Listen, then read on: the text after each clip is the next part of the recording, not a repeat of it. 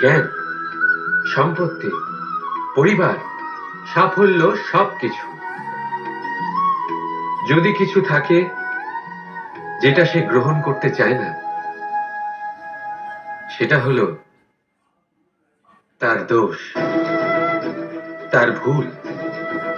মানুষ এসব কখনো গ্রহণ করতে চায় না, কিন্তু যেদিন মানুষ তার দোষ বুঝতে পারবে, নিজের ভুল বুঝতে পারবে, সেটা স্বীকার করতে পারবে, আর সেটা ঠিক করার পথে অগ্রসর হবে, তাতে সে সফলও হবে, সেদিন সে প্রকৃত রূপে মানুষ বলে গণ্য হবে।